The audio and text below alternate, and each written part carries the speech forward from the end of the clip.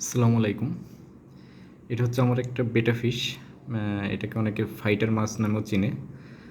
তো এই মাছটা আমার কাছে আছে প্রায় ৬ মাস। আমি ৬ মাস ধরে এই মাছটা পালন করতেছি। তো বেটা ফিশের কিছু ভালো দিক আছে। আপনি চাইলে কিন্তু আপনার বাসায় এই মাছগুলো পালন করতে পারেন। তার জন্য আপনার বড় অ্যাকুরিয়ামের প্রয়োজন হবে না। জাস্ট ছোট একটা জারে আপনি এই মাছগুলো পালন করতে পারবেন। এই মাছের জন্য আলাদা করে অক্সিজেনের প্রয়োজন হবে না। তো আপনি চাইলে দীর্ঘদিন এরকম ছোট জারে আপনি এটাকে পালন করতে পারবেন। ফাইটার মাছের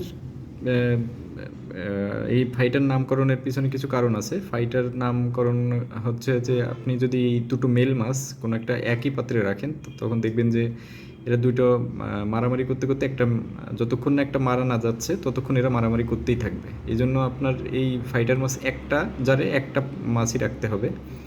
আমার এটা হচ্ছে একটা মেল মাছ। তো মেল মাছগুলো চেনা যায় কীভাবে? আপনি আপনার মেল মাছের সাধারণত ফিনগুলো অনেক বড় হয়, এই যে পাখনাটা দেখেন অনেক বড়। আর ফিমেল মাছগুলোর পাখনা খুব ছোট হয়। আমার মাছটা হচ্ছে হাফ মুন রোস্টেল একটা বেটা ফিশ। এই মাছগুলো মেনলি আছে থাইল্যান্ডের মাছ। আপনার থাইল্যান্ডের যে ধান ক্ষেতগুলো আছে সেখানে মূলত এই মাছগুলো পাওয়া যায়। মূলত যেটা পাওয়া যায় থাইল্যান্ডে সেটা একেবারেই এরকম না। সেটা এর ফিনগুলো অনেক ছোট কিংবা একটু আপনার ব্লু কালারের হয়। তো এটা সাধারণত আস্তে আস্তে আপনার বিভিন্ন এই অ্যাকুরিয়াম ফিশ হিসেবে যখন এটা পরিচিতি লাভ করছে তখন আস্তে আস্তে এটা ফিনগুলো বড় হয়েছে। বিভিন্ন গবেষণার মাধ্যমে এগুলো বড় করা হয়েছে। সারা পৃথিবী জুড়েই বেটা ফিশ পালন করা হয়। বেটা ফিশের পালন করার জন্য আপনার বেশি যত্নের প্রয়োজন হয় না। অল্প পানিতে আপনার অল্প একটু যত্ন নিলেই মাছটা দীর্ঘদিন বেঁচে থাকে। এই মাছের জন্য আপনার দেখেন আমি কোনো মেডিসিন কিংবা কোনো কিছুরই প্রয়োজন হয় না। আমি যেটা করছি এখানে জাস্ট একটু বাদাম পাতা দিয়ে রাখছি। বাদাম পাতাটা এই বেটা ফিশের জন্য খুবই উপকারী একটা জিনিস। আপনি যখন বাসায় এটা পালন করবেন তো একটা বাদাম পাতা দিয়ে রাখবেন আর প্রতি সপ্তাহে একবার একটু পানিটা চেঞ্জ করে ফেলবেন, আর কিছুই না। আর অনেকে আমরা ভুল করে থাকি যে অনেকের বেটা মাছ মারা যায়। বেটা মাছ মারা যাওয়ার পিছনে কয়েকটা কারণ আছে, যেটা হচ্ছে আপনি যদি অতিরিক্ত খাবার দেন তখন কিন্তু মারা যাবে। প্রতিদিন আপনি 4 থেকে 5 দানা মাইক্রোফিড যেটা পাওয়া যায় বেটা মাছের, আপনি যে অ্যাকুরিয়ামের দোকানে যাবেন সেখানে দেখবেন যে বেটা মাছ কিংবা গাপ্পির এক প্রকার খাবার পাওয়া যায় মাইক্রোফিড আছে, ছোটো একেবারে ছোটো ছোটো দানা, তার 4 থেকে 5টা দানা আপনি খাবার দিবেন। তাহলে দেখবেন যে দীর্ঘদিন এই মাছটা বেঁচে থাকবে। আপনি যদি অতিরিক্ত খাবার দেন তখন কিন্তু মারা যাবে।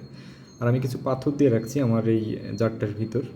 পাথরের কিছু ভালো দিক আছে, একটা হচ্ছে পানিটা ঠান্ডা রাখবে, আর যে নোংরা হয় সেটা পাথরের ভিতর চলে যাবে, তো দেখতে ভালো লাগবে এইটা। আর অনেকে আমরা ভুল করে থাকি যে পাথরগুলো আপনারা রঙিন পাথর দিই। রঙিন পাথর দিলে কি হয়, রঙিন এই যে রঙিন সাধারণত পাথর তো আসলে যে কালার করা থাকে খুব সস্তা রঙের একটা আবরণ দেওয়া থাকে পাথরে, ওইটা পানির সাথে মিশে যায় এবং মাছগুলো খুব দ্রুত মারা যায়। তা আমি প্রথম দিকে আমি নিজেই ভুল করছিলাম, আমি রঙিন পাথর দিয়েছিলাম। পরে আস্তে আস্তে এগুলো সরাই ফেলছি, এখন এইটা সাদা পাথর দিয়ে রাখছি।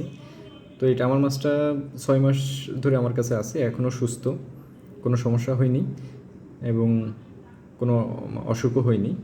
যদি সাধারণত কিছু কিছু অসুখ হয়, যেমন আপনার ফিনে পচন ধরে, সেক্ষেত্রে আপনি মিথাইন ব্লু অথবা সল্ট বাদ দিলে এটা ঠিক হয়ে যায়। সেটা হচ্ছে যে আমরা যে গরুকে খাওয়ানোর জন্য যে লবণটা ব্যবহার করি, মোটা দানার যে লবণ, ওই লবণে আপনি হালকা একটু লবণ অ্যাকুরিয়ামের ভিতর ছেড়ে দেবেন, তাহলেই হবে।